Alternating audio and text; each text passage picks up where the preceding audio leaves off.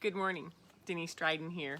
I'm out on Bainbridge Island post full moon, post lunar eclipse, post fireworks. It's a little hazy out here, but I can hear the birds, so I thought I would talk about that, or have that in the background today. Okay, so today I want to talk about the concept of forced choices. And it's an interesting one, and I'm going to weave it through the family system, and so we can play with this a little bit and see how that feels to you and what that might mean, right? So with the full moon last night, and we're looking at old roles of authority. Where does authority fit in? What role has it played in our life? How do we follow it? How do we push away from it, right? So we all have some experiences with baby boomers, right? Whether we are a baby boomer, we were raised by a baby boomer, or our grandparents were baby boomers, right? So then now we're looking at this impact of this generation that's post-World War II. They're the onset of television and media. It's when the movie industry just took off. It's about programming. It's about the roles that we were taught on school, on church, on the family, on the neighborhood, on our lifestyles. These are all the things that were just embedded into the baby boomer generation. So, look at this and think, where has that cultural belief system impacted me? Where does it come from? So one piece that I keep going to, because, I'm on the tail end of the baby boomers. I was about 5 years before the generation was over, so there were 15 years of baby boomers ahead of me. But there's this whole concept of father knows best, this patriarchal concept of, father knows best, that's sort of about order, obligations, expectations, control, that's been passed down through these social media, or what we call social media now, right? Television, systems, news. It's this pervasive belief system that's 100 years old easily. So as a group, what we've talked about several times on these videos is that when we're infants, we scan, record, and play back.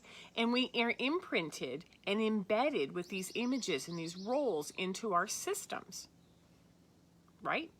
So last week I watched Andrew Bartkus, who's was doing an interview with Martina Grubmuller, and the two of them were talking about the narcissist-empath relationships. And so I'll post that on my Facebook below this so you can have an idea of where some of these concepts came from. But the idea of forced receiving, and I thought I listened to it and it just hit me on a lot of different levels, this forced receiving. And so I changed it, I played with it a little bit and moved it into the topic for today. So what we're looking at is when you're raised by someone who you put or you have in a position of authority, who's controlling or forceful, and we lose our own autonomy. So an example, and this is the example that Andrew used on the video, is if you're sitting at the dinner table and your parent says you eat your vegetables or you get no food tomorrow, that's not really a choice.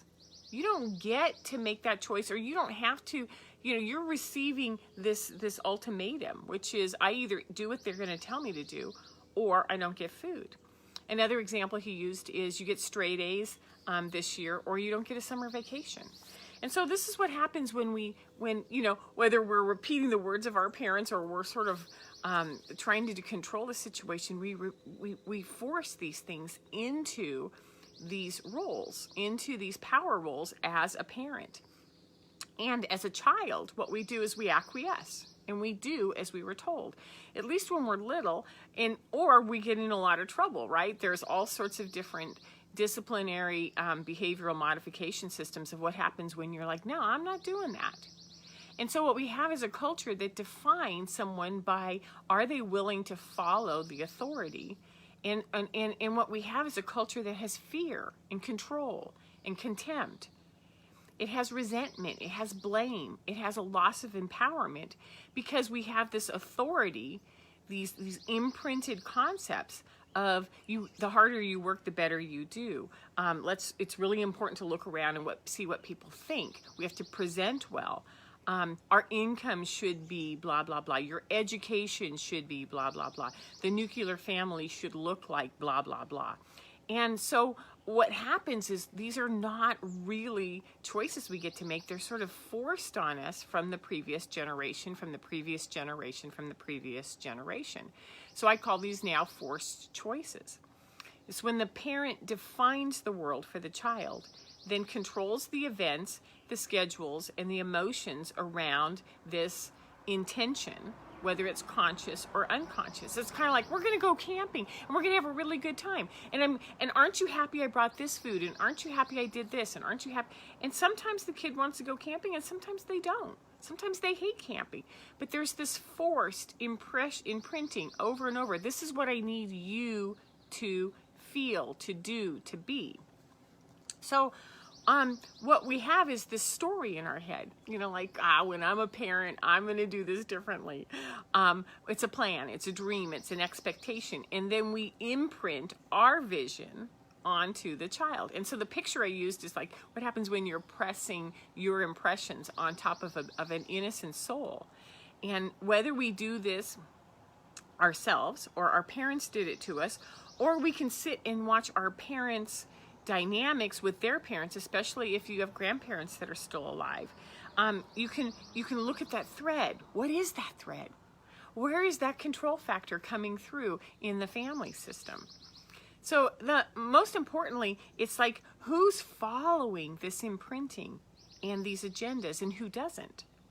And what notice is that some people are more triggered by this and other people can just sort of stand back and go, that's my family, I'm not going to do it. And other people just, they acquiesce. And so I'll use myself as an example. I moved away from home when I was 18 and I go home for these very short, maybe 3-day to 5-day visits, right? And I used to always bring my children like, we're going to go see grandma and grandpa.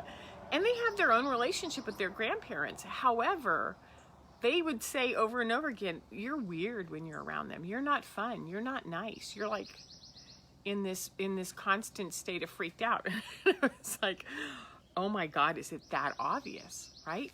And so what happens is we have these imprinting things that we try really hard not to pass on, but sometimes we do. So what happens when you are a child of forced choices? The first thing is that you're reading the external environment constantly. You're summoning every observation skill that you have because you want to be vigilant. You want to know when mom does this, when dad does that, when the climate in the house is this. This is how I need to prepare. It can also become very overwhelming. The other thing that comes up is there's an avoidant behavior, which is this is just them doing their thing and I'm checking out and I'm not going to participate. I'm just going to go numb. There's also resistance. There's compliance, which is if I play the good child and appease them, I get more. And then there's also this, or it all adds up to this self to other management, where we're in our bodies and we're managing the external in every way, shape, or form that we can in order to minimize or avoid this imprinting, this continued forced choices. So when we see our world through our parents' eyes, it's how we make friends. It's how we feel. It's how we experience something. And so the parent paints the scene and creates all the emotions and the events and adjusts it to make sure that it's moving along. I use this example a lot when it comes to the agenda that the parent wants their kid to go to college, and they start with college prep suggestions in middle school. They look at private school educations. They look at SAT scores. And, gosh, we can't go anywhere your junior year because this is when you have to. And so we start this whole agenda that it's just a train that's going straight that we didn't even really invite ourselves to be on.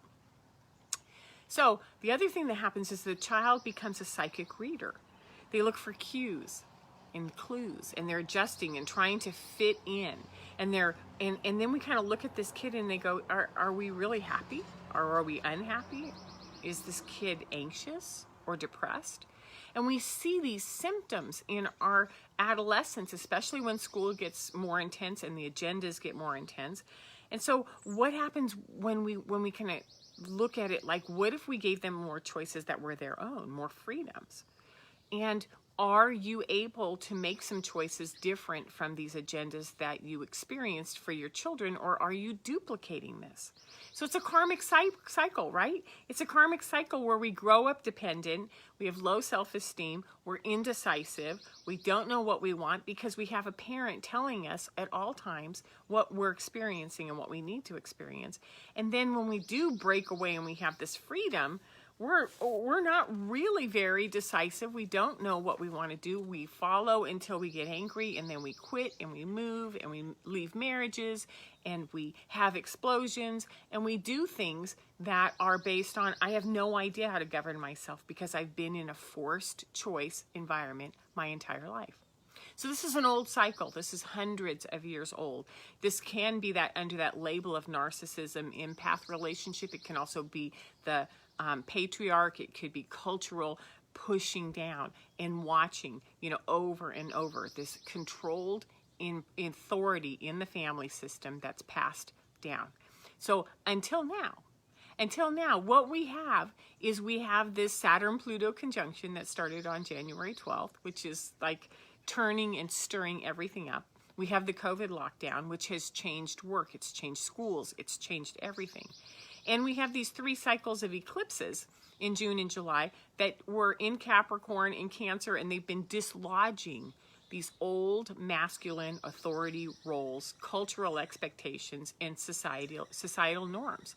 This is what we've been experiencing, is how do we sort of shake off these things in our, that we've been imprinted with, that we've been embedded in, and move them out so that we can have some freedom in choices. So part of this is I always talk about what is it that we can do now that we know that this exists, right? So the first thing is that you can do is you can start to feel your feelings. Get really good at what's yours. I don't want to eat those vegetables. I don't want to do that. I don't want to be outside watching fireworks. I don't like fireworks. Know what your feelings are and why, and what is yours and what is not yours. So we begin this separation process of what is, what isn't, right? The second thing is to hone your own balance, your own center, and your own autonomy. This is where it's like, this is me. This is my pillar. This is my soul, my sovereignty. These are the skills I'm going to use to represent this. I have to get really good on advocating for me, what I know, what I don't know. The third thing is use your psychic abilities to trust what you're reading, what you're feeling, what you're seeing, what you're connecting, and start to act on that, which is, yeah, I can see this coming, so now I got to get ready to be able to say no. So instead of using them aggressively in trying to process and over-process somebody else, we become very good at the cues, like, there it is, now I know what I need to do next. So you hone this psychic ability. Number 4, you stand in your own power. You stand up for yourself. You say what you're going to do. You say what you want, say what you don't want. These are where boundaries come in. This is my snow globe. This is what I want to do. This is what I don't want to do. This is sovereignty. This is how we empower ourselves, okay? Number 5, we loosen our views of what is. It's kind of like, oh, I've always thought of it that way because that's how I grew up. That's what I've experienced. That's the work environment I put myself in. That's the relationship dynamic I put myself in. So you begin to explore other options. What does it look when you step outside of the norms and how we educate, how we work, how we are in our families, how we're with ourselves. So we become adaptable and flexible and responsive, which is the feminine energy coming in, which is, it's not right or wrong or good or bad. It's just like, I can see what's there. And now what I'm going to do is I'm going to move with it or around it, and I'm going to advocate for myself.